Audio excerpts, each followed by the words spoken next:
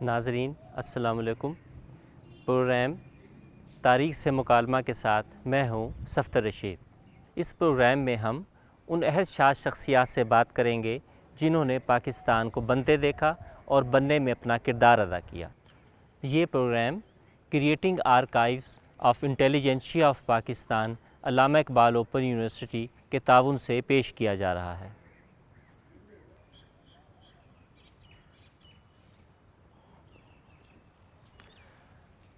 آج کے پروگرام کی ہماری مہمان شخصیت 1936 میں تلہ گنگ میں پیدا ہوئی۔ آپ کی تحقیق و جستجو کا سفر آج بھی جاری ہے۔ حال ہی میں آپ کی خود نویس شائع ہوئی ہے۔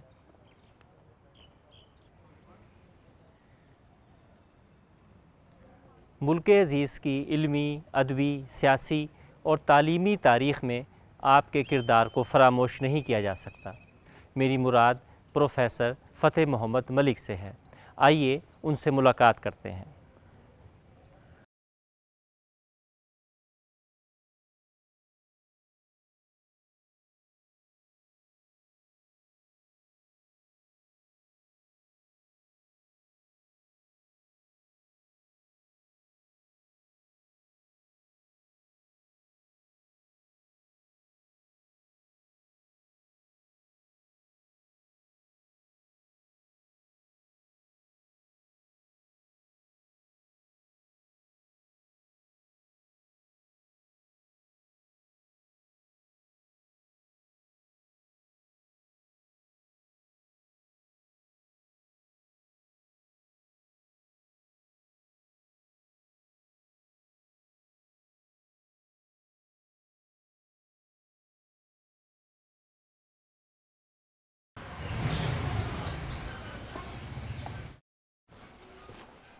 السلام علیکم سر۔ السلام علیکم ذات شریف، ویلکم۔ کیسی طبیعت آپ کی سر؟ آپ تشریف لائے تو اور بھی اچھی ہو گئی، الحمدللہ۔ یہ جو خود نوشت آپ کے ہاتھ میں ہے اس وقت، حقیقت یہ ہے کہ ایک ہفتہ کم از کم اس نے مجھے اپنے گرفت میں رکھا، اور گزشتہ 5-4 برس سے ہم سن رہے تھے، علمی ادبی دنیا میں انتظار تھا کہ آپ خود نوشت تحریر کر رہے ہیں، اور یہ آئی تو اس کا بہت اچھا خیر مقدم ہوا۔ اس پہ پروگرام بھی ہوئے، اس پہ بہت اہم لوگوں نے بات کی اور گفتگو کی، کیونکہ اس میں پورا ایک عہد ہے اصل میں، اور جو آپ سے گفتگو ہے ایک لحاظ سے وہ بھی تاریخ سے مکالمہ کے نام سے ہے، اور وہ اس لیے ویسے تو ہر خود نوشت میں سوانح عمری میں منفرد ہے، ہر شخص کے پاس کچھ نہ کچھ بتانے کو ہے۔ ایک مزدور کی آٹوبایوگرافی بھی جو ہوگی اس کے پاس ہی بہت کچھ ہمیں بتانے کو ہے۔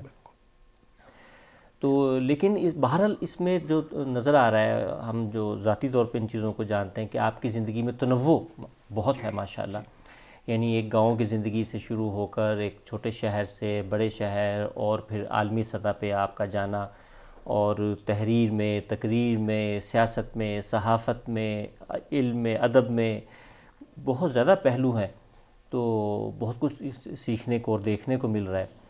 لیکن ایک بات ہے، یہ جب مطالعہ کر رہا تھا میں، جو اس کو انفرادیت دیتی ہے اس سوانح کو، خود نوشت کو، وہ یہ کہ یہ مجھے بہت آبجیکٹیو لگی، یعنی اس میں سبجیکٹیوٹی کا جو عنصر ہے وہ بہت ہی مارجنل، بالکل نہ ہونے کے برابر ہے۔ اس میں صرف آپ نے اپنے خاندان کے بارے میں تھوڑا سا پس منظر بتایا، اور اس کے بعد آپ جیسے دیکھ رہے ہیں، اور ہم بے شک یہ آپ ہی کی آنکھ سے دنیا کو دیکھ رہے ہیں، اور لیکن آپ نے اپنی ذات کو اس میں بڑا منہا رکھا، تو کوئی خاص بات تھی؟ یہ میں پہلے تو یہ پوچھنا چاہوں گا۔ مطلب ہے کہ جو جہاں تک میری ذات کا تعلق ہے یا میرے خاندان کا تعلق ہے، تو پہلے باب میں نے وہ بیان کیا کہ کس ماحول میں میں پلا بڑھا، ہمارے گاؤں کی صورتحال کیا تھی، ہمارے والدین کے مشاغل کیا تھے، اور ان سے کیا اثر قبول کیا، انہوں نے کس طرح میری تربیت کی۔ لیکن جب میں نے اپنے بچوں کا کوئی ذکر ہی نہیں کیا. اچھا اسی طرح سے اپنی ذاتی زندگی کو کم سے کم پیش کیا. اس کی وجہ یہ تھی کہ میں یہ سمجھتا تھا کہ پاکستان کا قیام اور پاکستان کی جو پاکستان کا مستقبل ہے اس کے بارے میں یورپ اور امریکہ میں انتہائی خطرناک تصورات پائے جاتے ہیں. تو ان تصورات کو سامنے لاؤں. اچھا اتفاق ایسا ہوا کہ میں روس کی بھی ایک یونیورسٹی میں بھی تھوڑے وقت کے لیے گیا. تو وہاں میں نے دیکھا کہ وہ پاکستان سے اچھے تعلقات رکھنا چاہتے ہیں، پاکستان کو ختم نہیں کرنا چاہتے.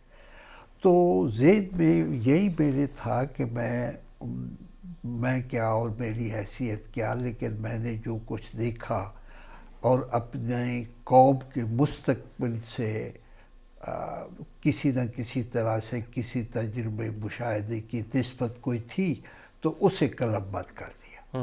اب ہوا یہ کہ میں دنیا بھر میں جانا پڑا، تو ہر جگہ کچھ نہ کچھ سیکھا، کچھ نہ کچھ دیکھا. تو میں نے چاہا کہ میں اپنے ہم وطنوں کو وہ دکھاؤں. تو اب جب یہ آ گئی کتاب تو کسی نے شکایت تو نہیں کی، لیکن وہ بچپن، لڑکپن اور جو وقت گاؤں میں یا اپنے والدین کے زیر سایہ بسر ہوا اس کا تو تھوڑا سا ذکر ہے پہلے چیپٹر پہ، باقی اور کہیں بھی نہیں. یعنی میرے کسی بیٹے کا کوئی اس میں ذکر ہی نہیں ہے. اب میں پڑپوتوں والا ہو چکا ہوں تو یہ بھی ایک لمبی کہانی ہے. تو اب میں نے سوچا یہ ہے کہ میں اب ذاتیات پہ ایک کتاب اور لکھ دوں. پھر آپ کا حلقہ احباب بہت بڑا ہے یہاں ہمیشہ سے، اور بہت سیکھا ان کا دوستوں کا تذکرہ اور یہ وہ واقعی اس کی گنجائش تو بنتی ہے ایک لحاظ سے. اچھا سر، تھوڑا سا ہم چاہیں گے کہ اگرچہ اس میں بھی تذکرہ کم ہے جی، اور ہمارے ناظرین کے لیے اگر یہ آپ کی جو ابتدائی زندگی ہے، خاص طور پہ آپ کے والدین کا جو کنٹریبیوشن ہے، اور میں اس میں دیکھ رہا تھا کہ آپ کے والد صاحب کا یہ فیصلہ کہ آپ کو کالج میں میٹرک کے بعد اٹک کالج میں، جی بالکل، مطلب یہ ایک بہت بڑا فیصلہ تھا، بہت بڑا فیصلہ. تو اس طرح کی چیزیں آپ بتائیے ہمارے لیے. اور پھر آپ کے والد صاحب جو ہیں مثلا اہرار میں تھے، اہرار سے ان کی تھی، اور وہ اس وقت کی بڑی مین سٹریم کی جو ہے طاولہ شاہ بخاری سے ان کا تعلق اور یہ سارا کچھ. تو اس پس منظر کا بڑی دلچسپی ہے ہم لوگوں کو. یہ جو والد صاحب کی اس طرح کی جو نسبتیں تھی مجلس احرار کے ساتھ، وہ صرف اس کے ساتھ ہی نہیں تھی بلکہ مولانا مودودی صاحب وہ جماعت کے نہیں تھے. والد صاحب ٹھیک ہے، جماعت کی سیاست سے بہت دور رہے، لیکن تفہیم القرآن کی پہلی جلد جب چھپی تو گاؤں میں ہمارے گھر میں میرے والد صاحب کی وہ جو کتابوں کا چھوٹا سا ذخیرہ تھا ان میں تھی، تو وہ میں نے وہی پڑھی. پھر جب مودودی صاحب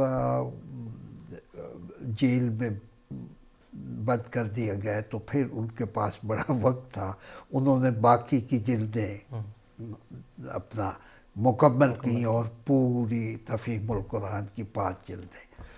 تو پھر میں جب جرمنی کی ہائیڈلبرگ یونیورسٹی میں گیا تو وہاں وقت بہت تھا تو باقی وہاں پڑھی.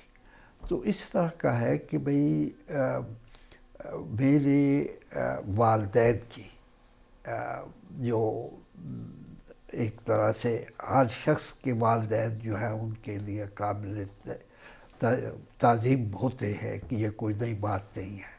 لیکن میں جب دیکھتا ہوں کہ بھئی میں کیا تھا، کیسے غریب گھر میں، کیسے پسماندہ گاؤں میں پیدا ہوا، اور پھر اتنی صلاحیتیں اللہ نے دی اور اس طرح پرورش ہوئی میری اور علم سے لگاؤ پیدا کیا گیا اپنے گھر میں ہی.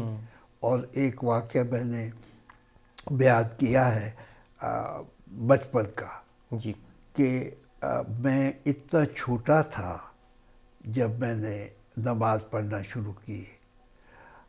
کہ مجھ سے وہ لوٹا اٹھایا نہیں جا سکتا تھا بس. تو پھر میرے لیے گاؤں کے کمہار نے ایک چھوٹا سا لوٹا بنایا تاکہ میں وضو کر سکوں. اب وہ مسجد میں ہی پڑا رہتا تھا تو جو آتا تھا کہتا جی فت محمدی دی لوٹی. یہ سب کیا. نماز پابندی سے پڑھتا تھا.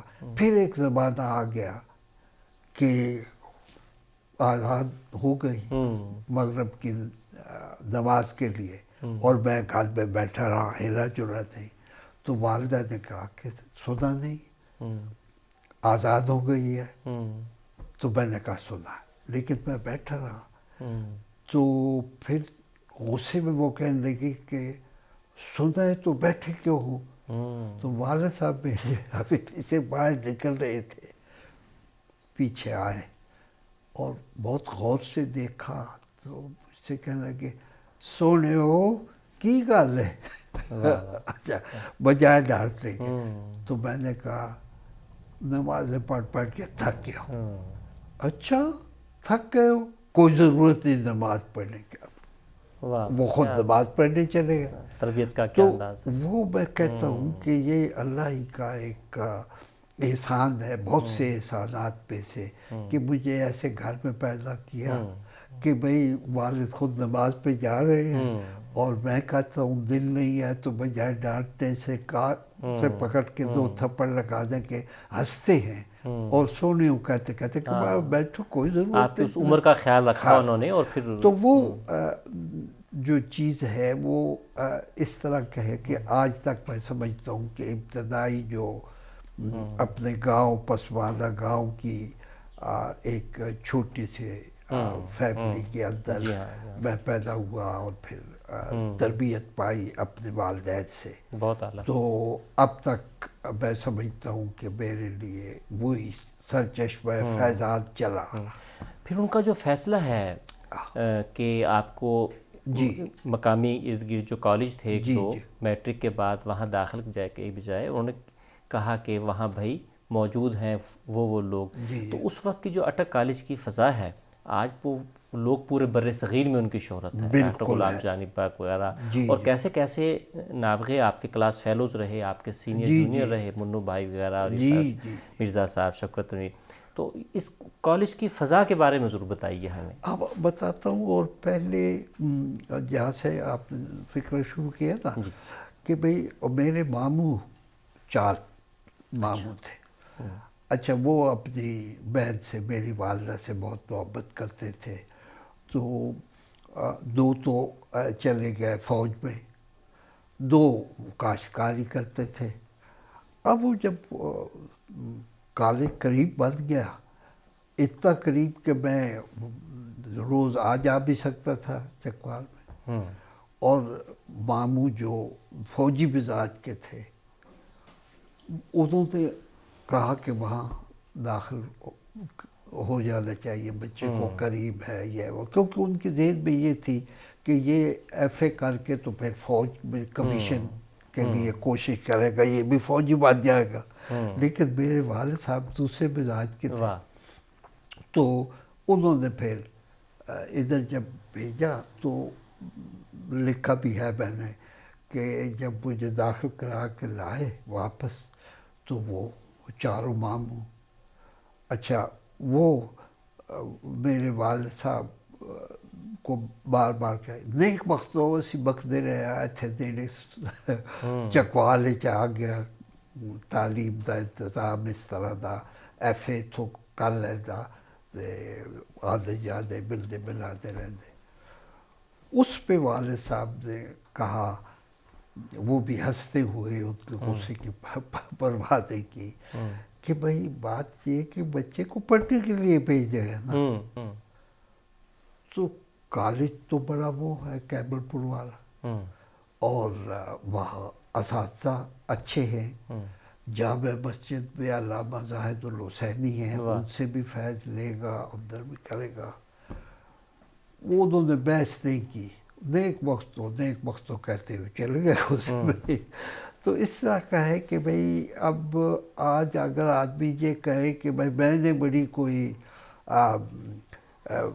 اس طرح کی ایجاد و اختراع کی ہے، نہیں، یہ والدین ہی کا فیضان ہے. یعنی جو فیصلہ تھا اٹک کالج کا وہ شاید بنیادی فیصلہ، آپ کی شخصیت کی تعمیر میں ایک مرکزی فیصلہ مرکزی بن گیا فیصلہ تھا، مرکزی وہ فیصلہ. کون لوگ تھے وہاں اور کیا ماحول تھا؟ اچھا، اور وہ زمانہ ایسا تھا، میں 50s میں، ارلی 50s میں فرسٹ ایئر میں گیا تھا، تو وہ زمانہ تھا کہ یہاں دو طرح کی تحریک ادب میں چل رہی تھی، ایک مارکسسٹ اور دوسرے فرائڈ کے پیروکار، ٹھیک ہے، نفسیاتی اور اس طرح کے.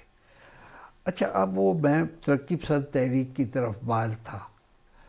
اساتذہ نے میرے یہ کیا کہ میں فیض کی کتاب چھپی ہے 10 صبا، وہ جیل میں تھے، وہ ساتھ لے کے خرید کے آ رہا ہوں. وہاں کیمل پور میں ایک خزینہ علم و ادب تھا، یہ نام تھا اس کا. ہر طرح کی کتابیں انڈیا پاکستان سے آیا کرتی تھی، تو وہیں سے لے کے میں آ رہا تھا. اب وہ میرے ہاتھ میں پروفیسر عثمان نے دیکھی. واہ. اچھا، وہ اسلام پسند تھے، تو انہوں نے کہا کہ اچھا، میں سنا تو تھا یہ کتاب چھپ گئی ہے لیکن اب دیکھی ہے، تو ایسا ہے کہ آپ یہ کتاب پڑھیں. میں محمد اسد کی کتاب روڈ ٹو مکہ پڑھ رہا ہوں، 3 دن کے بعد میں وہ ختم کر لوں گا، تو تم وہ پڑھنا، یہ مجھے دے دینا. واہ واہ. اچھا، بجائے ایسے اساتذہ تھے کہ بجائے اس کے کہ کوئی ڈانٹے ڈپٹے، یہ کیا کر رہے ہو، دہریہ بن رہے ہو، کمیونسٹ بن رہے ہو، وہ کہ یہ بھی کرتے رہے اور وہ آپ کو وہ بھی پڑھا دیا. اچھا، اسی طرح سے ڈاکٹر غلام جیلانی برق آ رہے تھے، سائیکل پہ داخل ہوئے تو دیکھا کہ میں اپنا کتاب ہاتھ میں جو میرے ہے وہ سوشلسٹک کا ہے. اچھا، تو وہ سائیکل سے اترے، کہنے لگے کہ میں ابھی 1 گھنٹہ باقی ہے میرے کلاس کے شروع ہونے میں، تو تم آ جاؤ میرے پاس، ذرا بیٹھ کے گپ کرتے ہیں اسٹاف روم میں. میں اسٹاف روم میں گیا. اب انہوں نے میرے ہاتھ پہ جو کتاب دیکھی تھی نا، وہ تو کتاب کمیونزم سے متعلق تھی. یہ کوئی نہیں ٹوکا کہ یہ کیوں پڑھ رہے ہو. اچھا، وہ بتانے لگے کہ دیکھیں، جب ہندوستان سے پناہ کی تلاش میں کہ انہیں CID تلاش کر رہی تھی گرفتار کرنے کے لیے، تو حضرت موہانی وہ افغانستان گئے، وہاں سے آگے چلے گئے روس. کمیونسٹ رشیا میں کافی وقت رہنے کے بعد پھر انہوں نے فیصلہ کیا کہ ترکی جائیں گے. اب ترکی جانے سے پہلے شکریہ ادا کرنے کے لیے لینن کے پاس گئے، آخری ملاقات کی. تو لینن نے کہا کہ مولانا، قرآن کی کوئی ایک مختصر سی آیت سنا کے اس کا ترجمہ بتا. تو انہوں نے پڑھا، ان اللہ یشتری من المؤمنین اموالہم و اولادہم بان لہم الجنہ. اور جب اس نے ترجمہ کیا، اللہ بے شک مومنوں سے ان کا مال، ان کی اولادیں، ان کی جانیں خرید لیتا ہے اور اس کے بدلے میں انہیں جنت دیتا. تو جیسا وہ برق صاحب کا انداز تھا، انہوں نے ایسے ہاتھ مارا تو کہنے لگے کہ لینن نے کہا کہ ظالموں، یہ قرآن کہاں چھپائے بیٹھے ہو، یہی کچھ تو ہم کر رہے ہیں کہ یہاں ایک طرح سے کوشش ہے ہماری کہ جنت بنا دے، جنت ارضی بنا دے، اس طرح کا. تو اب وہ یعنی تعریف کر رہے ہیں میری بظاہر کہ اچھا ہے تم فیض کو پڑھ رہے ہو، اچھا تم ترک پسند تحریک کے جو لوگ ہیں ان کی کتابیں پڑھ رہے ہو. نہیں، انہوں نے پسند پروفیسر کیا عثمان صاحب ہوں یا برق صاحب ہوں، ایک ہی ماشاءاللہ کہ ان کا بھئی یہ اسلام سے دور نہ ہو جائے. اور یہی وجہ ہوئی کہ اس کالج میں تعلیم حاصل کر کے میں سمجھتا ہوں یہ بھی ایک اللہ کا احسان ہے کہ اس وقت میرے والد صاحب نے صحیح ادارہ. اور اسی طرح سے یہ ان کا تھا علامہ زاہد الحسینی صاحب کا. ہر جمعے کے بعد وہ اپنا 10-12 لوگ ہوتے تھے، اچھا وہ درس قرآن دیتے تھے. تو مجھے ہدایت تھی والد کی کہ اس میں بھی شریک ہو.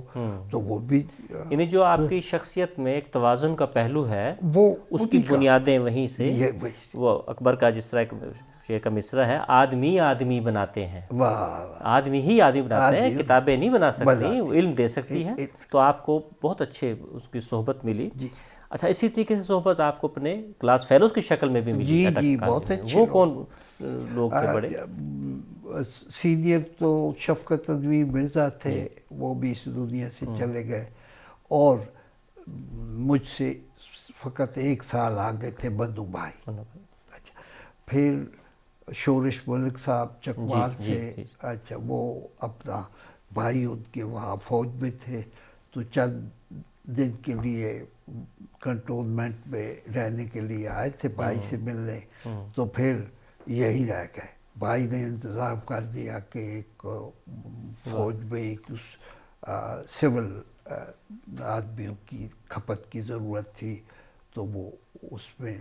شورش ملک صاحب بڑے اچھے مترجم بھی تھے اور جو یہ روزنامہ جنگ کے ساتھ وابستہ رہے. جی، روزنامہ جنگ کے یہاں ریزیڈنٹ ایڈیٹر تھے اور شاعر بھی تھے، لیکن شاعری کی طرف زیادہ توجہ نہیں دی. انہوں نے پھر ایسا پیشہ ہے صحافت، اور خاص طور پہ ان کا یعنی وہ تمام پہلو جو آپ کے آگے چل کے تناور درخت بنے آپ کی شخصیت میں، صحافت ہے، علم ہے، ادب ہے، سیاست ہے، دوستیاں ہیں، یہ ساری ان کی بنیادیں وہاں رکھی گئی. اور بہت ہی صرف اس ایک بات پہ ہی ہم بہت دیر گفتگو کر سکتے ہیں. اور میں چاہوں گا جی ہاں کہ آپ کا جو اگلا سفر ہے خاص طور پہ وہاں جب بنیادیں پڑیں اٹک میں رہتے ہوئے کالج کے دوران جو 2-4 سال کا عرصہ تھا، پھر آپ ایم اے اردو کی طرف گئے، لکھنا پڑھنے کا وہ سفر جو شروع ہوا وہ آج تک جاری ہے، یعنی آپ کی تازہ ترین تک. تو اس میں آپ کے پاس کتابوں کا بھی ظاہر ہے ذخیرہ، بہت شاندار کلیکشن ہم سنتے ہیں. تو مجھے خوشی ہوگی اگر میں وہ ذخیرہ آپ کا دیکھ پاؤں. وہ ذخیرے کا یہ ہے کہ جب میں قائد اعظم یونیورسٹی سے ریٹائر ہوا تو دانی صاحب تھے بزرگ ہمارے دین، وہ بھی ریٹائر ہو گئے، احمد حسن دانی صاحب. تو انہوں نے وہاں یونیورسٹی میں ہی ایک سینٹرل ایشیا کا ریسرچ آرگنائزیشن شروع کی. تو اپنی کتابیں وہ لے آئے. اچھا، دوسرے دن پوچھنے لگے کہ دیکھا ہے میری کتاب کو؟ میں نے کہا دیکھا ہے، بہت اچھی. کہنے لگے تم بھی لے آؤ. اچھا، اب وہ میں کتابیں 6-7 کارٹن میں ڈال کے جو میں پڑھ چکا تھا اور وہ لے آیا. اب وہ کہنے لگے اچھا یہ کتابیں کارٹن میں پڑی تھی یا شیلف ویلف تھے گھر؟ میں نے کہا شیلف بھی تھے. کہنے لگے وہ بھی لے آئے نہ کہ. تو اس طرح سے وہ ادھر چلی گئی. سیلف لیس اداروں کے لیے، ملک کے لیے، تہذیب کے لیے، کلچر بنانے کے لیے انہوں نے ساری زندگی وقف کی. ایسے لوگ، اس پہ ہم ان کے بارے میں بھی اور آپ کے جو آگے علمی فتوحات ہیں، میری خواہش ہے کہ آپ کی لائبریری میں ہم یہ مزید جاری رکھیں. ضرور تشریف لائے، بڑی خوشی کی بات ہے. جی، اب آپ کا ہم کتب خانہ دیکھیں گے اور اگلے کچھ گفتگو وہیں کریں گے. بہت اچھا. اچھا، لیونارڈو، جی واہ واہ. وہاں پیرس میں اور اٹلی میں تو اس کی نشانیاں بہت ہی بھرپور طریقے سے ہیں. تو یہاں یہ وہاں جرمنی میں اچھا ایگزیبیشن لگی ہوئی تھی جی. تو میں نے دیکھا تصویر تو مجھے اپنا دادا یاد آیا. لیونارڈو جو ہے وہ بھی بڑی شخصیت ہے، لیکن سچی بات بتا رہا ہوں کہ میں نے سوچا کہ دادا کی تصویر نہیں ہے، اسی طرح کے بہت واہ واہ سبحان اللہ، واہ. لکھنے پڑھنے کا کام آپ نے زیادہ تر نیچے ہی کیا؟ نیچے.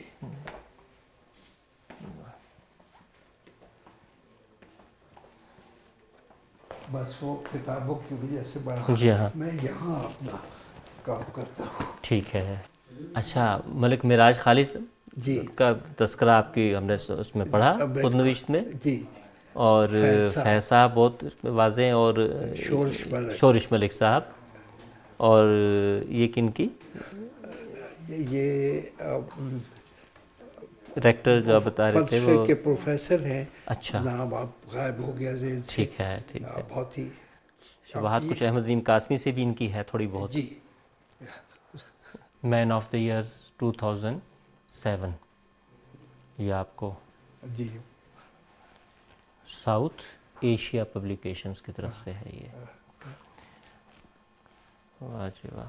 جمال پانی پتی، سلیم احمد، یہ کیسے زندہ لوگ تھے یہ ایک لحاظ سے، جو آج بھی زندہ ہیں. حسن عسکری، کاتب عسکری، اس پہ تو آپ سے بلکہ بات کرنی ہے کہ یہ جو انتہائی جو پاکستان کے ادب کے اندر بھی بحثوں کا دور تھا، وہ اس میں بنیادی لوگ یہ تھے ان میں سے، اور ان کے ساتھ آپ کا رہا. جی آئیے آگے. یہ جو سبحان اللہ عسکری نظر آ رہے ہیں اس میں تو جگہ جگہ، اور اس میں یہ فلسفی کا آپ کا، کیونکہ آپ کا ہائیڈلبرگ میں بھی فلسفی سے وہاں تعلق رہا، اور ذات خود اقبال اسٹڈیز جو ہے اس سے تو آپ کا ہے ہی. اس کے جی ہاں. اور یہاں ہم دیکھ رہے ہیں یہ حنیف رامے، یعنی میں سمجھتا ہوں کہ جسٹ یہاں سے گزرنا ہی جو ہے تو یہ بذات خود ایک پوری تاریخ ہے. احمد ندیم قاسمی، یہ اگر میں غلط نہ ہوں تو الطاف گوہر صاحب ہیں. تو اس طرح یعنی یہ پوری تاریخ ہے، ہمارے ملک کی تاریخ بھی ہے یہ. جی ہاں جی ہاں. کتابیں جو، اور کئی چاند تھے سر آسماں، مثلا ناول ہو، تنقید ہو، فلسفہ ہو. یہاں سے ایک بلکہ کسی نے کہا ہے کہ ایک شخص کے بارے میں جاننا ہو تو اس کی لائبریری کی کلیکشن دیکھ لیجئے، وہ ہر چیز کا اظہار جو ہے اس میں موجود ہے. آپ کے تمام، واہ جی واہ. فراق گورکھپوری اپنے زمانے میں خاص طور پہ، اور پھر یہ فارسی کا سعدی، حافظ، اور واہ واہ واہ. اقبال، پورے گوشے اقبال کے جو ہیں یہ.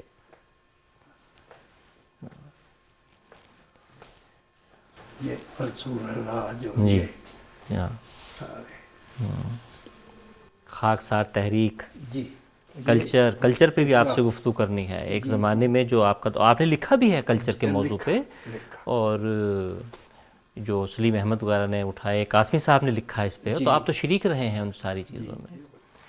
اور یہ آپ کے اہل خانہ کے ساتھ تصاویر، مطلب کہ پوری ایک زندگی ہے یہ جو گوشہ ہے، گوشہ عافیت، اس وقت پوری ماشاءاللہ زندگی. آپ کے بیٹے بیٹیاں، بچے پوتے، یہ سارے والدین. جی ہاں جی ہاں. اور یہ بے نظیر کے ساتھ کن کی تصویر ہے؟ طارق صاحب کی. جی ہاں جی ہاں. ہم اپنی گفتگو کو جاری رکھتے ہوئے، وہیں جو تحریک مجھے جو مل رہی ہے کتابیں دیکھ کے، تو انہی حضرات پہ اگر ہم گفتگو کریں. اچھا، یہ جو جس کے تحت گفتگو ہو رہی ہے، تاریخ کی چیئر ہے، جی، تو اگرچہ ان سب چیزوں کا تعلق تاریخ سے ہے، آپ ایک تاریخی شخصیت بھی ایک لحاظ سے ہیں، آپ نے گواہ ہیں ہماری جو ریسنٹ پاسٹ کی تاریخ ہے، آپ حصہ رہے، چاہے وہ ادبی ہو، صحافتی ہو، سیاسی تاریخ ہو. لیکن ایک تاریخ جو ہے قیام پاکستان کے وقت کی، جی، تو آپ اس وقت کم و بیش 11 برس کے ہوں گے. جی، آپ نے سامنے ہی دیکھا، اگرچہ آپ مائگریشن کے ایکسپیرینس سے نہیں گزرے، آپ کا خاندان یہیں رہا، لیکن پھر بھی کوئی علاقہ ایسا نہیں تھا جہاں اس کے اثرات کسی نہ کسی طریقے سے نہ پہنچے ہوں. مائگریشن ہوئی ہو یا یہاں سے لوگ گئے ہوئے ہوں، تجربات سنے ہیں آپ نے، تو وہ فرسٹ ہینڈ ایک نالج بھی ہمیں آپ سے ملے گا۔ اس میں ایک جب وہ ذکر آتا ہے نا، کتابیں جب پڑھتے ہیں یہ سنتے ہیں کہ فسادات ہوئے، ہندو مسلم فسادات ہندوستان میں بھی پاکستان میں بھی، تو مجھے اپنے گاؤں پہ بہت ہی فخر ہوتا ہے کہ وہاں کوئی ہندو مسلم یا سکھ مسلمان کوئی مغایرت نہیں تھی۔ اچھا، جب مجبوراً جانا پڑا انہیں ہندوستان، تو ایک کیمپ میں تراگنگ میں ایک کیمپ بنایا گیا جس میں ہمارے علاقے کے ہندو سکھ جو ہیں وہ اکٹھے ہوئے۔ تو مجھے یاد ہے کہ اس وقت لوگ پکا پکایا کھانا تو ہندو مسلمانوں کا الگ الگ ہوتا تھا، ایک دوسرے کو چھوتے بھی نہیں تھے کھانے کو، تو پھل سبزیاں ہر طرح کی جو چیزیں استعمال کی ہوتی ہیں وہ ہمارے گاؤں کے لوگ مسلمان لے کے اس کیمپ میں ہندوؤں کو پہنچاتے تھے، سکھوں کو پہنچاتے تھے، انتہائی پرامن طریقے سے۔ بہت اہم واقعہ ہے جی جی، اور اب تک مجھے یاد ہے کہ کس اعتبار سے یہ کیا جاتا تھا کہ بھئی انہوں نے ہمارے ہاتھ کا پکا کھانا تو نہیں کھانا، لیکن انہیں خشک راشن، میوہ جات، پھل۔ میرا خیال ہے بر صغیر میں ایسی مثالیں کم ملیں گی، صرف اس ایریے کی بات نہیں، بر صغیر میں ایسی مثالیں کم ملیں گی، جبکہ خبریں تو پہنچ رہی تھیں نا، ہر طرح کی خبریں پہنچ رہی تھیں۔ تو اور جو ہندو اور سکھ تھے وہ کوشش کر رہے تھے کہ بھئی ان کے گھروں کی چابیاں مسلمان لے لیں۔ اچھا، جب وہ واپس آئیں گے تو پھر ان سے چابی لے کے اپنا گھر میں آباد ہو جائیں گے۔ یہ صورت ایسا نہیں تھا، وہ سمجھ رہے کہ یہ عارضی مسئلہ ہے۔ وہ اور اچھا، بعد میں بھی کچھ لوگ اپنے اس ایریے میں آئے، اپنے علاقے میں اپنے گھر دیکھنے کے لیے آئے؟ وہ اس طرح سے ہے کہ بہت دیر بعد، یعنی اب بھی ہمارے گاؤں کے قریبی کے گاؤں کے کچھ ادیب لوگ ہیں ہندو، جو بعد میں جب بھی انہیں موقع ملا، چاہے امریکہ میں رہ رہے ہوں تو اپنا گاؤں دیکھنے آئے، باقی مسائل تو لوگوں کا ان کے ساتھ جو سلوک ہوتا ہے وہ بڑا گرمجوشی کا ہوتا ہے۔ جی ہاں، جی ہاں، اور کوئی نفرت کی کیفیت نہیں ہے وہاں۔ ہاں، وہ تھا دور، اس سے بس نکل گئے، اور ٹراما ہے ہماری تاریخ کا یہ۔ اچھا، جیسے سر ہم کچھ دیر پہلے بات کر رہے تھے کہ آپ نے وہ دور گزارا ہے جو بہت ہی رچ، یعنی 60-70 کی دہائی جو ہے، یعنی قیام پاکستان کو بھی 20-25 برس ہو چکے تھے، اور نئی چیزیں آ چکیں، پرانا ساتھ چل رہا ہے کچھ نظریاتی طور پہ۔ اچھا، پھر ایسے ایسے توانا لوگ موجود تھے، کیونکہ سب چیزیں بحال افراد پہ ہی منحصر ہیں۔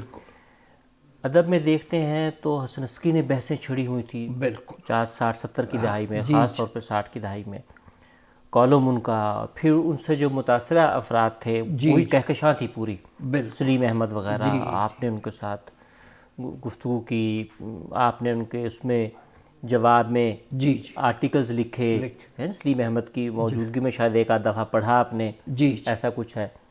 تو اچھا، پھر دوسری طرف ہم دیکھتے ہیں کہ جو دو دبستان کہہ لیں، اس کو دو گروپس کہہ لیں، احمد ندیم قاسمی اور ڈاکٹر وزیر آغا والا، اوراق اور فنون کا مطلب طوطی بول رہا ہے اس وقت، آپ شامل ہیں، آج یہ تاریخ کا حصہ ہیں، لیکن آپ نے تو یہ سب کچھ جو ہے، یہ پورا ماحول جو ہے بہت شاندار کریٹیو ایک ماحول ہے، اس کا آپ حصہ رہے، آپ نہ صرف چشم دید گواہ ہیں، اس کا حصہ رہے، تاریخ آپ کے ہاتھوں سے بنی ہے ایک لحاظ سے۔ تو اس علمی ادبی تاریخ کو، کلچر کی بحثیں ہو رہی ہیں، قاسمی صاحب لکھ رہے ہیں، آپ نے بھی لکھا ہے اس پہ۔ میں نے بھی لکھا۔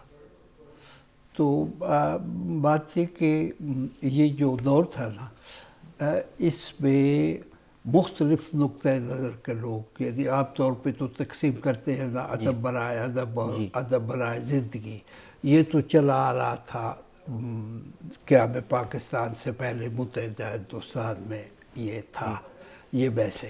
لیکن پاکستان قائم ہوا تو جن لوگوں نے اس کا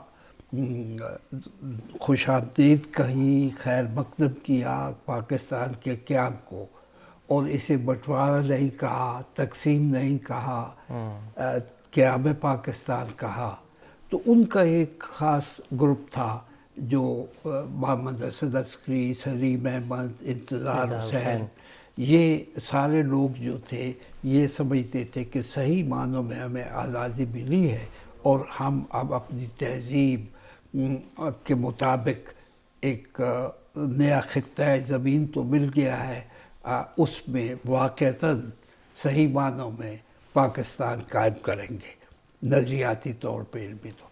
تو وہ بحثیں شروع ہوئی، بہت جلد وہ بحثیں ختم بھی ہو گئی، یعنی عسکری صاحب اس دنیا سے اٹھ گئے. اچھا، اسی طرح سے وہ جو پاکستانی ادب اور اسلامی ادب کی بحثیں تھیں وہ بھی نقوش اور ادب لطیف اور نیا دور اس طرح کے رسائل میں ان کا چرچا رہا، لیکن 6-8 مہینے بعد وہ بھی ختم ہو گئی.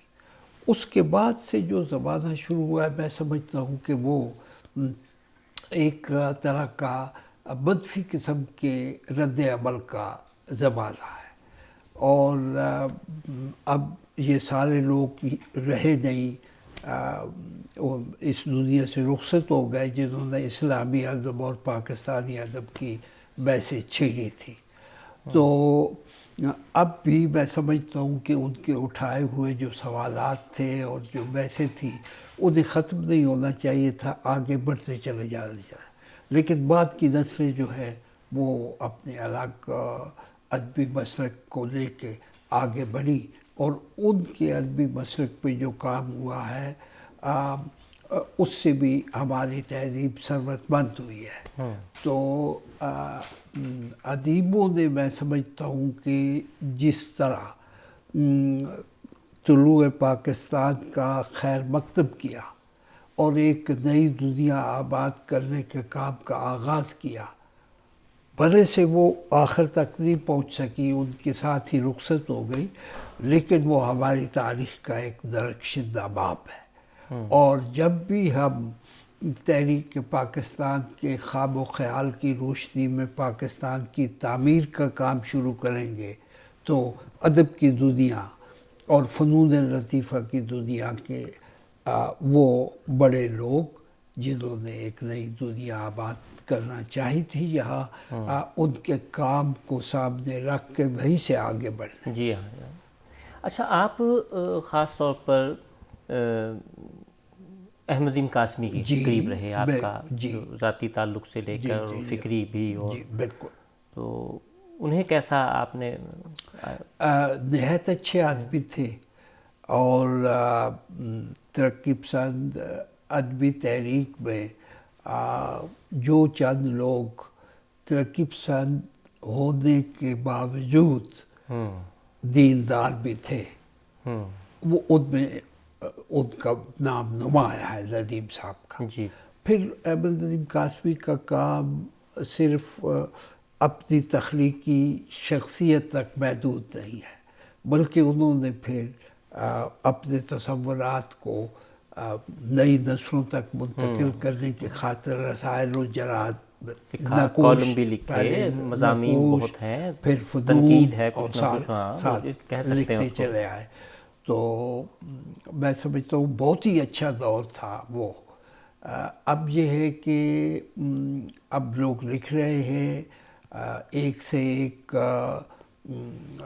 ایجاد تباہ لکھنے والا سامنے آ رہا ہے، شاعری ہو یا ادب ہو، لیکن کیفیت اس طرح کی نہیں ہے کہ جو قیام پاکستان کے فوراً بعد ترقی پسند ادب، جدیدیت پسند ادب، اور پھر ساتھ ساتھ پاکستانیت اور جمع اسلامیت اس کا یعنی 4-5 شیڈ جو تھے بشفقت تھے. جی ہاں، تو اصلاح پسند ہم کہہ سکتے ہیں کو فرض کیجئے، ایک کو ترقی پسند، جی ہاں جدیدیت پسند. بالکل.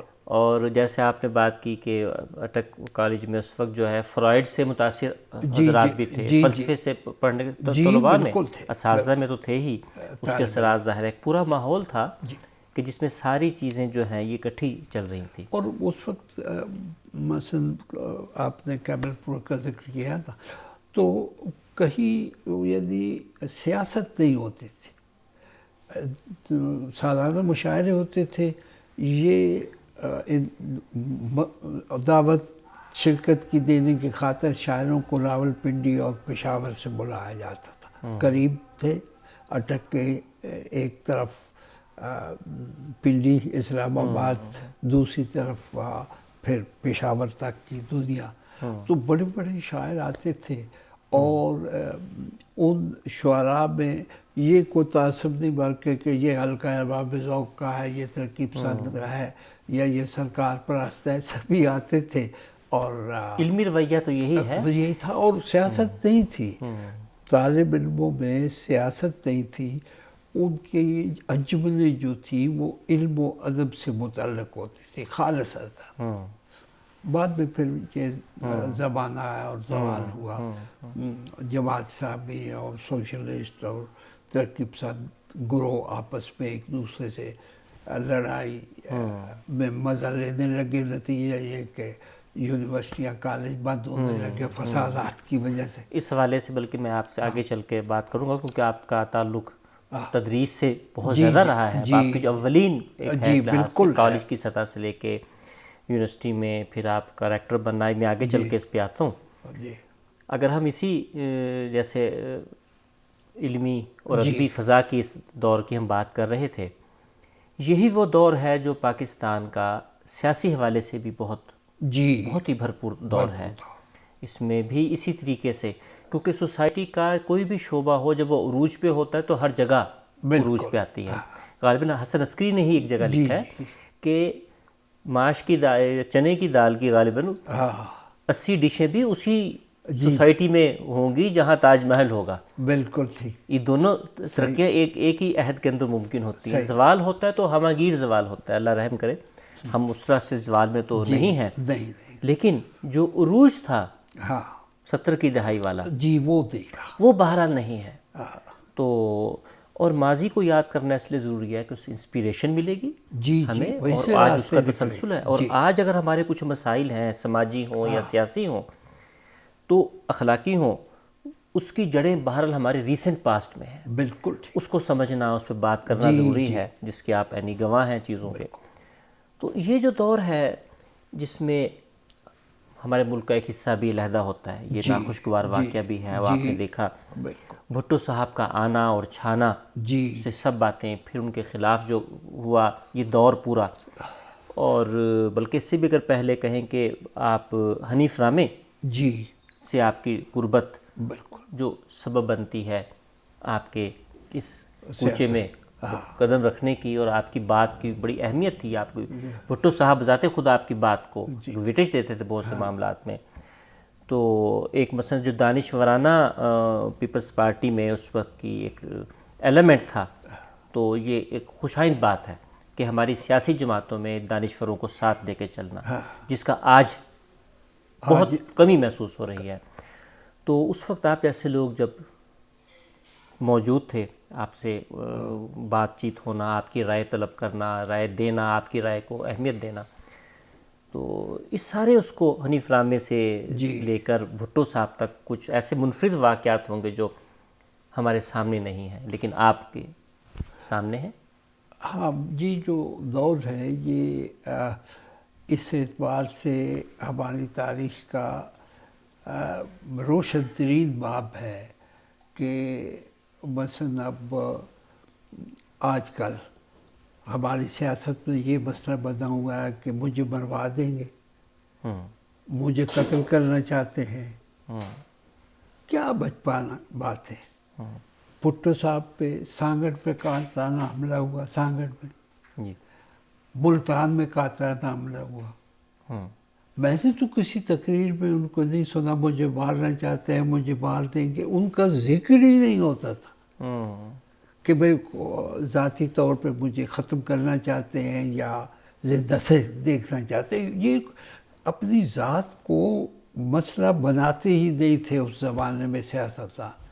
اب ذات اور ذاتیات کے علاوہ تو کچھ نظر نہیں آتا، تو یہ زوال کا ایک ایسا مرحلہ ہے کہ اگر اس زوال کو روکا نہ گیا تو سیاست ہی ختم ہو جائے گی، میرے منہ میں خاک۔ تو اس طرح کا صورت ہے، لیکن وہاں وہ دور ایسا ہے کہ میں نے اب مثلا رامے صاحب جب وزیر اعلیٰ بنے تو تب مجھے پتہ چلا کہ پنجاب کی صورتحال اصل کیا ہے، کیونکہ ان کے ساتھ وہ دورے پہ جاتے تھے تو مجھے ساتھ جانا ہوتا تھا ان کے۔ اچھا بھٹو صاحب دورے پہ آتے تھے جہاں بھی، تو پہلے وزیر اعلیٰ جا کے تو وہاں حالات ٹھیک کرتے تھے اور پھر وہ جاتے تھے، تو دونوں وقت مجھے ساتھ جانا پڑتا تھا۔ تو پنجاب کیا ہے، پنجاب کی سیاست کیا ہے، یہ سمجھنے کا موقع مجھے اس وقت ملا جب میں نے کتاب سے ہٹ کے خود دیکھا کہ سیاستدان کہاں کس خطے میں، ملتان میں کیا کر رہے ہیں اور جنگ میں کیا کر رہے ہیں اور لال پور میں کیا، اور وہ سارا، اور سیاستدانوں سے پھر واقفیت بھی اسی طرح سے ہو جاتی تھی کہ جب وزیر اعلیٰ کے ساتھ آپ ہیں تو جہاں بھی وہ جائیں گے وہاں کے جو سیاسی مسائل ہیں وہ مسائل پیدا کرنے والے اور مسائل حل کرنے والے سیاستدان جو ہے ان سے ملاقاتیں بھی ہوں گی، ان سے۔ تو مجھے لگتا یہ ہے کہ وہ دور جو ہے وہ کتابی سیاست سے ہٹ کے حقیقی سیاسی مناظر دیکھنے کا موقع ملا اور میں نے اپنے ملک کو سمجھا۔ اچھا، حنیف رامے کی مثال سے کہ ایسے پڑھے لکھے لوگ، ایسے دانشور سے مجھے ایسے ہی وہ فوری جو آ رہا ہے دماغ میں، جو افلاطون کا تصور ہے فلاسفر کنگ کا، اگر یہ لوگ ہمارے آئیں پڑھے لکھے لوگ، اس طرح کے پڑھے لکھے دانشور، تو واقعی صورتحال میں ہماری بہتری آئے گی۔ تو کیسا پایا آپ نے ایسے پڑھے لکھے آدمی کو بطور منتظم بھی؟ بہت ہی اچھا پایا، اور یہ کہ مثلا کتاب میں نے شاید ذکر بھی کیا ہو کہ ہم واپس آ رہے تھے اپنا بہاولپور سے، بھٹو صاحب کا دورہ تھا، وہ ختم ہوا، پھر اب رستے میں ایک جگہ میں نام بھول گیا، رامے صاحب نے تقریر کرنی تھی اور وہ خطاب جب انہوں نے کیا تو میں سنتا رہا، اور وہ جس طرح سے اسلامی سوشلزم کی اور اس کی تشریح کر رہے تھے اور پھر جو بتا رہے تھے کہ بھئی سیاست اس طرح کی ہونی چاہیے، یہ ہونا چاہیے، بڑی سیر انگیز تقریر۔ جب آ کے بیٹھے گاڑی میں اور گاڑی چلی تو میں نے ان سے کہا کہ حنیف بھائی، یہ جو آپ نے ان لوگوں کو بتایا ہے کہ یہ آپ کی پارٹی ہے، اس پارٹی کا سیاسی نظم العہد یہ ہے اور اس نظم العہد کو دور مدینہ تک لے گئے ہیں آپ، تو کیا وہ آپ سمجھتے ہیں کہ بھٹو صاحب کی پارٹی ایسی ہی ہے؟ کوئی جواب نہیں دیا، کافی لمبے عرصے تک گاڑی چلتی رہی اور ہم خاموش بیٹھے رہے۔ تو وہ مجھے تب احساس ہوا کہ بھئی یہ تو اپنا نقطہ نظر بیان کر رہے تھے۔ تو مختلف لوگ اس طرح کے اس وقت پیپلز پارٹی میں شامل تھے کہ جو 100% شاید فکر و عمل جو ہے پیپلز پارٹی کا اس پہ یقین نہیں رکھتے تھے، یا اس سے کم پہ یا اس سے بہت زیادہ۔ اور اچھی جماعت بہرحال وہی ہے جس میں پرسنل سپیس موجود ہو، اور اثرات پڑتے ہیں. بالکل میرا مطلب ذاتی خیال ہے کہ اگر وہ اسی طریقے سے وہ کرتے رہے ہوں گے تو اس کے اثرات یقیناً جماعت کی سطح پہ بھی پڑتے ہیں. پڑھتے اور آج وہ لوگ نہیں رہے, ان کے لیے اسپیس نہیں رہی ہاں اختلاف کرنے کی, پارٹی لائن سے اختلاف کرنے کی گنجائش اور نہیں ہے. کوئی غالب گلوچ نہیں, کچھ نہیں. آپ اپنی پارٹی کا منشور ہے اسے سامنے رکھ کے جتنا آپ کی سمجھ میں آتا ہے کہ یہ مسائل ہے حقیقی اور ان کا یہ حل ہے اور اس کے لیے کوشاں رہنا ہے, یہ اس کے بعد ختم ہو گئی بات.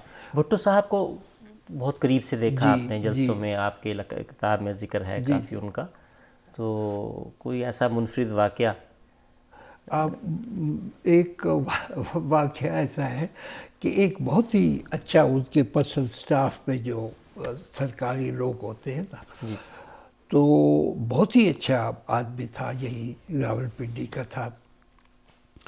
تو بہاولپور کے دورے کے درمیان اس ایک جگہ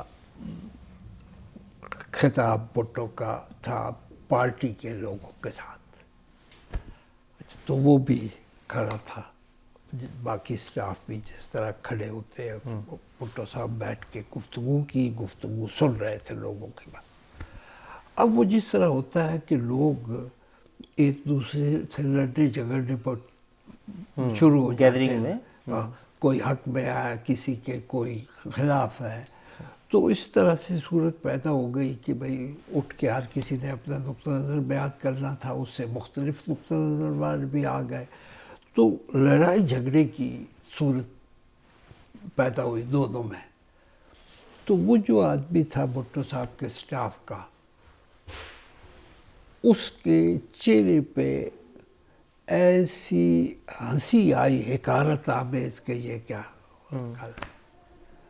تو بھٹو صاحب نے نوٹ کی بات, وہاں پہنچے تو انہوں نے اسے فارغ کر دیا. اچھا وہ آیا رابع صاحب کے پاس, میں بیٹھا تھا ساتھ, تو کہنے لگا کہ میں دیکھیں مجھے تو انہوں نے فارغ کر دیا, پتہ نہیں کس وجہ سے, کیا حرکت ہوئی یا کاغذ پر. تو رابع صاحب گئے اس کی سفارش لے کے, انہوں نے کہا کہ وہ پاکستانی عام آدمی ایک پارٹی کارکن جو ہے وہ آپس میں لڑنے جھگڑنے کے انداز میں بات کر رہے ہیں, یہ ہمارے عوام ہے. اب ہم حقارت سے انہیں دیکھیں کیوں؟ تو جو آدمی عام آدمی کے چال چلن کو دیکھ کے حقارت کا مظاہرہ کرتا ہے, میری سٹاف میں وہ نہیں ہونا چاہیے. اچھا وہ اسے بتایا کہ اس نے کہا میں ہنسی روک نہیں سکا, لیکن زبان سے تو کچھ نہیں کہا. انہوں نے کہا کہ بھئی وہ کہتے ہیں میں اپنے سٹاف میں ایسا آدمی نہیں رکھ سکتا کہ جو عوام کے بارے میں حقارت آمیز رویہ رکھتا. اس طرح کے بہت سے واقعات ہیں کہ جن سے لگا کہ بھٹو صاحب جو ہے وہ بالکل. اچھا یہ کیا وجہ بنی آپ سمجھتے ہیں کہ بہت آسانی سے موبلائز کر لیا گیا بھٹو صاحب کے خلاف مذہبی سینٹیمنٹ کو, مذہبی قیادت کو بھی, عام آدمی سے لے کے اور مذہبی جماعتوں تک, تو کیا ایسی کوئی غلطی بھٹو صاحب سے یا پیپلز پارٹی سے ہوئی تھی کہ انہوں نے ایک تعصب بہت جلدی بنا دیا گیا کہ یہ بھئی اینٹی ریلیجن ہے؟ نہیں, یہ اپنا امریکی جو ہمارے اصل حکمران ہیں وہ خطرہ محسوس کرتے تھے. دیکھیں جس آدمی نے بھی مشرق میں سامراج سے آزادی کی بات کی ہے اور مسلمان ممالک کو متحد کرنے کی کوشش کی ہے, اسے زندہ نہیں چھوڑا گیا. لیاقت علی خان, اچھا لیاقت علی خان گئے امریکہ کے دورے پہ, انہوں نے کوئی بات نہیں مانی امریکہ کی. ان کا کہنا یہ تھا ہر جگہ کہ اس وقت دنیا دو بلاکس میں منقسم ہے، کیپٹلسٹ بلاک اور سوشلسٹ بلاک۔ پاکستان ان میں سے کسی کا بھی کیمپ فالوور نہیں ہے۔ پاکستان کا اپنا تیسرا راستہ ہے اور وہ ہے اسلامک سوشلزم۔ اب یہ پہلی بار تیسرے راستے کی بات ہوئی تھی، تو جہاں بھی وہ پریس کانفرنس انہوں نے کی تو یہ سوال پوچھا گیا کہ ذرا بتائیے اسلامک سوشلزم کیا ہوتا ہے۔ اچھا، وہ واپس جب آئے، یہاں آ کے انہوں نے مسلمان ملکوں کی کانفرنس کراچی میں کہا ہے، اس مسلمانوں کو متحد کرنے کے لیے سامراج کے خلاف، اسے شہید کیا گیا۔ اب تو رپورٹس آ گئی ہیں، خفیہ جو انفارمیشن ہے وہ بھی اب باہر آ گئی، ختم ہو گیا وہ وقت جب تک انہیں خفیہ رکھنا تھا۔ تو پتہ چلا کہ لیاقت علی خان کو جو شہید کرایا گیا CIA نے کرایا، اور قاتل جو ہے افغانستان سے کرائے پہ لے کے آئے وہ۔ اچھا، اب لیاقت علی خان کے بعد بھٹو نے بھی لاہور میں عالمی اسلامی کانفرنس کرائی، وہ بھی زندہ نہیں چھوڑا انہوں نے۔ اور یہ نہیں ہے کہ سوشلسٹ کون ہے اور منارکسٹ کون ہے۔ تیسرا آدمی جو اس میں بہت فعال کردار ادا کیا تھا وہ شاہ فیصل تھے۔ جی، شاہ فیصل کو بھی منوا دیا گیا۔ تو میں جب اپنی پاکستان کی تاریخ پہ نظر دوڑاتا ہوں تو مجھے لگتا ہے کہ جس آدمی نے بھی صراط مستقیم پہ چلنا شروع کیا، ٹیڑھی میڑھی راہوں پہ نہیں گیا، اسے سامراج نے ختم کرا دیا۔ اس میں یہ نہیں کہ یہ جمہوری ہے اور یہ شہنشاہ ہے اور یہ کچھ ہے۔ تو ہماری تاریخ کے یہ جو سیاہ باب ہے اب ختم نہیں ہوا، آج بھی ایک سیاہ باب لکھا جا رہا۔ اچھا، یہ سیاسی ہم اس کوچے سے آپ نکلے، بہت اسی دور میں آپ نکل لیے تھے، اور اس کے بعد پھر آپ نے چھوڑا نہیں کبھی علمی ادبی جی، اس کو، تحریر کو، مطالعے کو آپ نے کبھی بھی نہیں چھوڑا؟ کسی بھی سٹیج پہ آپ رہے ہوں آپ نے نہیں چھوڑا؟ تواتر سے آپ کی چیزیں آتی رہیں جو آج چھپ چکی ہیں، کئی والیومز میں ہیں، مضامین بھی آپ کے 2 والیوم میں آ چکے، اسی دور کے ہیں ظاہر، جب آپ سیاست میں بھی بہت اچھی طریقے سے میں، تو اسی دور میں ایک لحاظ سے آپ بہت اہم آپ ذمہ داریوں پہ جاتے ہیں ملک سے باہر، جی، اور اس میں غالباً 3 مرتبہ شاید آپ کا جانا ہوتا ہے، جس میں ہائیڈلبرگ جرمنی مین ہے، اقبال چیئر پہ۔ پہلے جو ہے میں کولمبیا یونیورسٹی گیا۔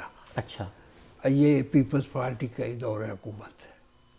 جب رابع صاحب کا دور ختم ہوا اور میں واپس آیا یونیورسٹی میں، تو اس کے بعد پھر ایک اسائنمنٹ پہ کولمبیا یونیورسٹی میں جو ساؤتھ ایشیا کی چیئر ہے، اس میں کئی ممالک کی خاص چیئرز ہیں، تو وہاں گیا۔ وسکانسن یونیورسٹی میں گیا امریکہ کی، 2 مرتبہ ہائیڈلبرگ، پھر سینٹ پیٹرز برگ رشیا کی۔ تو اتفاق ایسا ہے، بلکہ میں کہوں گا حسن اتفاق، اللہ کا کرم، کہ میں نے ان سب ممالک کی دانشگاہیں دیکھی، اور جو چیز مجھے روس میں اچھی لگی وہ یہ ہے کہ وہ جس طرح سے مغربی ممالک پاکستان کے قیام کو پسند ہی نہیں کرتے، اور چونکہ قیام پاکستان ان کے لیے بہت بڑا خطرہ ہے۔ خطرہ کیا کہ سارے مشرق کو وہ جس نے تصور دیا اقبال نے پاکستان کا، اس نے تو کہا پس جبایت کرتے ہیں اقوام شرق، ساری مشرق کی قوموں کا وہ ہے پیغام پر۔ تو پاکستان مستحکم ہوا، مضبوط ہوا. ہماری حکمت عملی کی بجائے اپنی حکمت عملی اس نے مرتب کر کے اس پہ کام شروع کیا، تو ہمارے سامراجی مقاصد کے لیے خطرہ. نتیجہ یہ کہ جو بھی آدمی آتا ہے اور اس طرح کا کام کرتا ہے، میں نام نہیں لیتا لیکن آج بھی جو مخالفت میں بیٹھا ہے بہت بڑا لیڈر، اس کا قصور کیا ہے؟ چین گیا، اپنا روس گیا، روکا گیا، پھر بھی روس گیا. اچھا، روس جانا کون سا گناہ ہے؟ لیکن آثار نظر آئے کہ اس جو سامراجی حکمت عملی ہے اس سے یہ ترک کر کے ایک نئی اپنی قومی پالیسی بنانا چاہ رہے ہیں، آزاد خود مختار ملک. تو یہ صورتحال جو اب ہمارے سامنے ہے یہ پیدا ہو کر رہ گئی. یعنی وہ لوگ کہ جن کے خلاف کیسز ہیں وہ وزیر بنے بیٹھے اور انٹیریئر کے وزیر بنے بیٹھے. ایک ایک کو آپ دیکھیں تو وہ کون لوگ ہیں اس وقت جو ہمارے حکمران کیا کر رہے ہیں ہم؟ یعنی اب ہم تو ایسے غریب گاؤں میں غریب لوگوں میں میں پیدا ہوا کہ جہاں لوگ بھوکوں سو جاتے تھے، کسی کے آگے ہاتھ نہیں پھیلاتے تھے. کولمبیا، روس، اور اس میں جو سب سے آپ کا سٹے کے اعتبار سے زیادہ دورانیہ ہے وہ غالباً یورپ کا ہے، جرمنی کا. اور اس میں اقبال چیئر پہ آپ کا بہت ہی اہم اس پہ جانا ہوا. اور خوش قسمتی سے میں ابھی 6 ماہ ہائیڈلبرگ میں آ رہا ہوں، برلن بھی جانا ہوا لیکن سٹے میرا ہائیڈلبرگ تھا. تو مجھے بہت جگہوں پہ آپ کا تذکرہ وہاں سننے کو ملا. ساؤتھ ایشیا انسٹیٹیوٹ ہو یا وہاں ماڈرن لینگویجز ڈپارٹمنٹ ہو یا پولیٹیکل سائنس ڈپارٹمنٹ ہو، آپ کی نشانیاں وہاں موجود ہیں. آپ سے پہلے کے جو حضرات تھے وہاں ان کی بہت اچھی. تو وہ مجھے اندازہ ہوا وہاں جا کے کہ کتنا ضروری ہے ان چیئرز کا پہ جانا. تو یہ محض یعنی ایک فارمیلٹی نہیں ہے. تو مجھے یہ لگا کہ اس معاملے میں جو دوسرے ممالک ہیں ساؤتھ ایشیا کے ہمارے علاوہ، وہ زیادہ فعال ہیں، ان کی افراد بھی زیادہ ہیں. خود ساؤتھ ایشیا انسٹیٹیوٹ میں بنگلہ دیش سے، ہندوستان سے وہاں پروفیسرز، فیکلٹی کے، اور اسی وجہ سے پھر طلباء بھی تعداد بہت زیادہ ہے پاکستان کی نسبت. ایک مدت سے ہماری چیئر بھی وہاں خالی ہے، آگے کوئی اندازہ بھی نہیں ہو رہا کہ وہ اس کو بحال کرنا ہے یا نہیں. تو اسی طریقے سے آپ کا قیام برلن میں، اور آپ بہت فعال رہے وہاں ماحول آپ نے کیسا محسوس کیا آپ نے جرمنی خاص طور پہ؟ ہاں، میں جرمنی میں سمجھتا ہوں کہ بہترین نظام ہے. یعنی وہاں میں نے کوئی سیاستدانوں میں لڑائی جھگڑے نہیں دیکھے. اپنا اپنا منشور لے کے اپنی اپنی پارٹی کا علم اٹھا کے تو وہ پرامن طور پہ لوگوں کو سمجھاتے ہیں کہ وہ کیوں سیاست میں آئے، کیا مقاصد ہے، کیسے حل کریں گے ان مقاصد کو. تو لوگ بھی غور سے سنتے ہیں. تو سیاسی نظام بھی ان کا بہت ہی اچھا ہے. جہاں تک علمی اور تعلیمی نظام کا تعلق ہے، وہاں یہ ہے کہ ایک مرتبہ فلسفے کا پروفیسر ریٹائر ہو گیا جو یہ مشرق میں فلسفہ سب کانٹیننٹ میں اور مشرقی ممالک میں ہے. تو ایسٹرن فلسفی پہ بات تھی. تو مجھ سے کہا گیا کہ آپ پڑھا دیں. اچھا، ہائیڈلبرگ میں فلسفی ڈپارٹمنٹ والوں نے بھی کہا. تو میں نے معذرت کی، میں تو ادب کا طالب علم ہوں اور فلسفی کیا کہ نہیں آپ پڑھا سکتے ہیں. ہم نے پروفیسر ریٹائر ہو گیا ہے تو اگلا پروفیسر آئے گا تو 1 سال لگ جائے گا پروسیس پہ، ایڈورٹائز کرو، یہ کرو گا. تو کلاس موجود ہے. تو میں فلسفہ ڈپارٹمنٹ کی لائبریری میں گیا. مین لائبریری سے الگ ہے وہ. جی. ایک کتاب کی تلاش میں، ہسٹری آف ایسٹرن فلاسفی، یہ میں نے پڑھ رکھی تھی پہلے. تو میں جب وہاں گیا تو اس موضوع پہ 3 کتابیں وہاں رکھی. اور نظام لائبریری کا یہ کہ آپ کوئی کتاب ایشو کرا کے گھر نہیں لے جا سکتے. لائبریری میں ہی ایک کارنر بنا ہوا ہے چائے کافی کا. ٹھیک ہے. آپ کتاب لیں اور پینسل کاغذ ہاتھ میں لے کے نوٹس بناتے جائیں اور پھر کتاب وہیں چھوڑ جائیں. لائبریری کا سٹاف پھر وہاں لے جائے. کتاب صرف ایشو ہوتی ہے کہ اگر آپ پڑھا رہے ہیں وہ سبجیکٹ کو. میں چونکہ پڑھا رہا تھا تو مجھے وہ آسانی کے ساتھ ہو گئی دستیاب کتابیں. تو وہاں کیفیت ایسی ہے کہ بھائی ہر ایک سینٹرل لائبریری ہے، ایک ہر ڈپارٹمنٹ کی اپنی جو لائبریری ہے اسے بھی بہت ہی اہتمام کے ساتھ سنبھالا جاتا ہے، اور کتابوں کی کا احترام کہ کتاب گم نہ ہو جائے، کھو نہ ہو جائے. تو اس طرح کا ہمارے ہاں ہمیں سیکھنا چاہیے ان سے. ہماری دانشگاہوں میں اس طرح کا نہیں ہے نظام. دوسرا یہ کہ اختلاف رائے جو ہے جی اسے اتنے مہذب انداز سے پیش کیا جاتا ہے کہ جب تک آدمی وہاں کا رہنے والا نہ ہو یا وہاں بہت عرصے تک نہ رہا ہو تو اسے پتہ نہیں چل سکتا کہ یہ تعریف ہے، یہ تنقیص ہے. اب وہ اسلام سے میں تو یہ کہوں گا کہ اسلام سے سارے یورپ کو خوف ہے. کیوں خوف ہے؟ کہ یورپ کے ڈارک ایجز کا خاتمہ کس نے کیا؟ مسلمانوں نے کیا. ان کی دانشگاہوں سے ہی ہوا. ان کی دانشگاہوں سے سب سے. تو وہ اس خطرے سے نفسیاتی طور پہ ابھی نکلے نہیں ہیں باہر. اچھا، یہ آپ نے محسوس کیا؟ یہ محسوس کیا.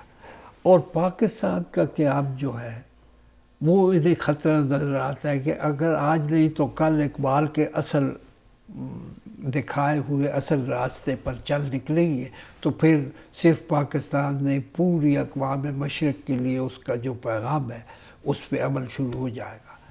تو وہاں صورت یہ ہوتی ہے کہ پڑھایا جاتا ہے ساری مغربی یونیورسٹیوں میں روس کو چھوڑ کے کہ پاکستان غلط بنا. اس وقت ہی نہیں پڑھایا جا رہا تھا؟ اس وقت نہیں پڑھایا جا رہا، اب بھی پڑھایا جاتا. ٹھیک ہے. اچھا، تو ہوا یہ کہ وہاں کا تجربہ بتاتا ہوں کہ ہسٹری ڈپارٹمنٹ نے مجھ سے وقت مانگا کہ آپ 15 ہمارے اسٹوڈنٹ ہیں پی ایچ ڈی کے ساؤتھ ایشیا کے، تو ان کے ذہن میں کچھ سوالات ہیں تو آپ ہمیں وقت دیں، کوئی 1.5-2 گھنٹے کا اپنا بیٹھیں گے اور بات کریں. تو میں نے وقت نہیں دیا. جب میں وہاں گیا تو سب سے پہلا سوال یہ تھا، سر کیا پاکستان ٹھیک بنا؟ اچھا، تو میں نے اس سے کہا کہ میں اس کے جواب میں ایک سوال کرتا ہوں آپ سے. مجھے یہ بتائیں کیا جرمنی ٹھیک بنا؟ اوہ یہ تجھے کبھی کسی نے پوچھا نہیں. میں نے کہا میں آج پوچھ رہا ہوں نا. چپ سالے.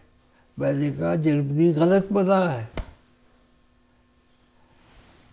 ایک ریاست ایسی ہے کہ جس کے سربراہ آپ سے پیسے لیتے رہے، اتنا قرض ہو گیا کہ واپس نہیں کر سکے تو آپ نے اسے خرید کے اپنے شامل کر لیا.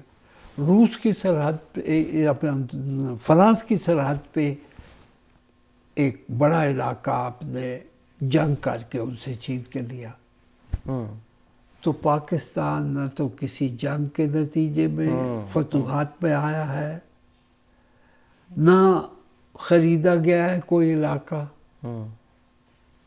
عوامی جمہوری تحریک پاکستان پاکستان کی عوامی جمہوری تحریک میں ووٹ کی پرچی سے اسلامیہ نے ہند نے فیصلہ کیا کہ ہم پاکستان مطلب جمہوری طریقے سے بننے کی تو مثال ہے. میں نے کہا آپ مجھے بتائیں دنیا کا کوئی اور ملک ہے کہ جو جمہوری طریقے سے بنا ہو؟ سب فتوحات کے ذریعے آئے ہیں، جہاں ہم بیٹھے ہیں وہ فتوحات. چپ. اچھا یہ میں نے آپ کے کان اس لیے کھائے ہیں کہ یہ صرف وہاں نہیں ہے، ہر جگہ ہے، اور یہ ان کا ایک اندرونی خوف ہے کہ پاکستان اگر صحیح معنوں میں پاکستان نظریاتی طور پہ اقبال کے نظریے کے مطابق پاکستان بن گیا تو پھر اقبال کا پیغام کہ اے مشرق کی قوموں اب کیا کرنا چاہیے، تو ساری مشرق کی قومیں جو ہے ہمارے ہاتھ سے نکل جائیں گی، اور پھر وہ دن بھی آ سکتا ہے کہ مشرق کی قومیں جا کے تعبیر نو کر کے ہم پہ پھر غلبہ حاصل کر لیں، یا غلبہ حاصل نہ کریں تو ہمارے ایکسپلائٹیشن کا جو راستہ ہے اس پہ بند باندھ دیں. تو یہ اگر نہیں ہے کہیں تو روس میں ہے. روس میں مجھ سے ایک سینٹ پیٹرز برگ میں ایک سیمیسٹر کے دوران 7 لیکچرز کے لیے بلایا گیا تھا. اچھا اب وہ میں نے 8 کر دیے. کچھ گفتگو ہوتی تھی پی ایچ ڈی اسٹوڈنٹ سے، کوئی سینٹرل ایشیا سے آیا ہوا ہے، کوئی کسی خطے سے آیا ہے، روس کے زیر اثر جو تھا، تو ہر ایک کے اپنے اپنے سوال تھے. تو کبھی کبھی وہ پرائیویٹ گفتگو میں یہ بات چھیڑ دیتے تھے ہندوستان کی آزادی، پاکستان کا کیا. تو آخری لیکچر 8واں وائی پاکستان، کیوں بنا، کیسے بنا، یہ ساری بات. اچھا ہوتا تھا کہ 8 گھنٹے کا لیکچر، 8 گھنٹے کے سوال جواب. تو سب سے پہلے سوال کرنے کے لیے ڈین اٹھا. ڈین نے کہا پروفیسر ملک اس کی ضرورت نہیں تھی. اچھا. میں نے کہا کیوں؟ کہنے لگا بات یہ ہے کہ پاکستان ہمارے ہمسائے میں ایک ملک ہے، ایک حقیقت ہے، ہم نے اسے نہیں سمجھا، اور بجائے پاکستان کو سمجھنے کے وہ انڈس ویلی کے آخری ایشینٹ ہسٹری جو ہے وہی پڑھتے رہے کافی ہو گئے. اب جب افغانستان میں ہمیں شکست ہوئی تو ہمیں پتہ چلا کہ شکست کی اصل وجہ یہ ہے کہ ہم نے سمجھا ہی نہیں کہ ہمارے ہمسائے میں پاکستان ہے. اونرشپ دیں گے تو سمجھیں گے نا. سمجھے. تو کہتے ہیں کہ اب ہم نے پتہ ہے کیا کیا. میں نے کہا مجھے تو نہیں پتہ. کہ ہم نے پاکستان اسٹڈیز جو ہے وہ ساؤتھ ایشین اسٹڈیز سے نکال کے یہ شعبہ مڈل ایسٹرن اسٹڈیز میں کر دیا. تو جو کوئی سوال اٹھاتا ہے آپ بے شک جواب دیں، لیکن میں آپ کو یہ بتانا چاہتا تھا کہ ہمیں اپنی غلطی کا احساس ہوا. ہم نے سمجھا کہ اب ضرورت ہے کہ پاکستان کو سمجھے. تو اگر ساؤتھ ایشیا میں رکھیں گے ٹھیک سمجھ نہیں آئے کہ مڈل ایسٹرن. تو یہ خوشگوار تجربہ تھا. بہت اچھے. اور ایک اور خوشگوار تجربہ یہ ہے کہ ہمارے ہاں اب بجلی چلی جائے نا، ہم گفتگو کر رہے ہیں تو ہم بجائے اس کے کریں گے کہ بھائی اس گھر میں بجلی کا نظام ٹھیک نہیں ہے تو ہم کہیں قائد اعظم کا پاکستان دے. یعنی غلطی ہماری ہے اور کہتے ہیں پاکستان بنا کے قائد اعظم نے غلطی کی، اپنی غلطی قائد اعظم. تو میں جب پہلی رات وہاں پہنچا گیسٹ ہاؤس میں، صبح ٹیکسی لی اور گیا یونیورسٹی. تو میں نے اس سے پوچھا ڈرائیور سے کہ آپ کے خیال میں کمیونزم فیل ہونے کی کیا وجہ؟ اس نے بریک لگا لی. اچھا. تو غور کر کے دیکھا، مجھے کہنے لگا کمیونزم تو نہیں فیل ہوا، ہم فیل ہوئے ہیں. اسٹالنزم کمیونزم نہیں تھا، ہم ناکام ہوئے ہیں، ہم پھر دوبارہ کمیونزم کو لائیں گے یہاں ٹیکسی ڈرائیور کا. پھر میں نے یہی سوال ہر شخص سے کیا.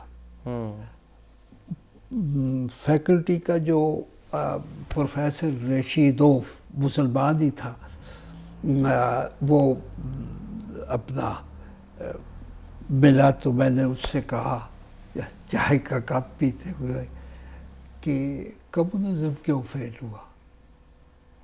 نہیں کمیونزم تو نہیں پھر ہم فیل ہوئے.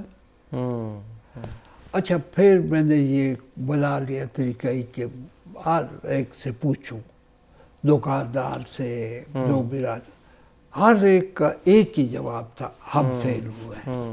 اپنی ذمہ داری انہوں نے قبول کی. ہم یہ ہے پاکستان میں کہ مجھے کسی مقصد کے حصول میں ناکامی ہوتی ہے تو میں یہ نہیں کہتا کہ مجھ میں کوئی خرابی ہوگی یا ہمارے اس انسٹیٹیوٹ میں کچھ خرابی ہوگی جہاں انٹرویو دیا ہے ہم کہتے ہیں پاکستان قائد اعظم نے غلط بنا دیا.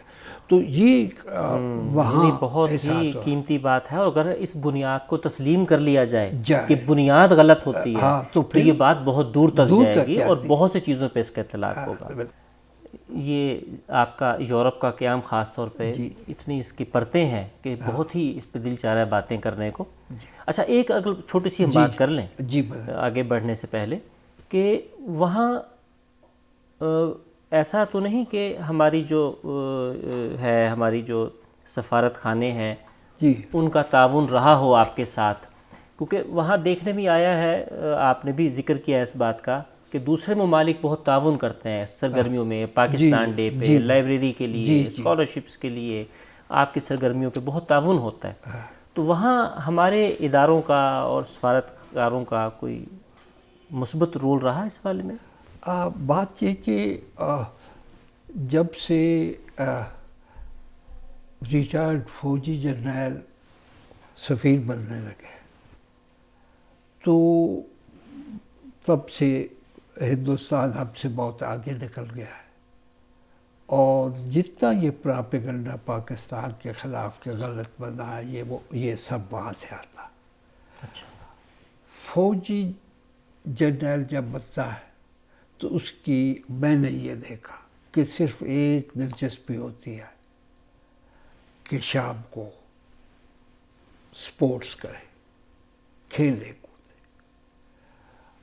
اپنا ایک مسئلہ بتا دیتا ہوں آپ کو کہ جب میں جاتا تھا برلن تو جو سوال اسٹوڈنٹس کے ہوتے تھے، جو اسٹاف میں بیٹھے اسٹاف روم میں سوال ہوتے تھے، وہ سارے کے سارے وہ سوالات ہیں جو انڈیا کی کتابوں سے وہ اخذ کرتے تھے.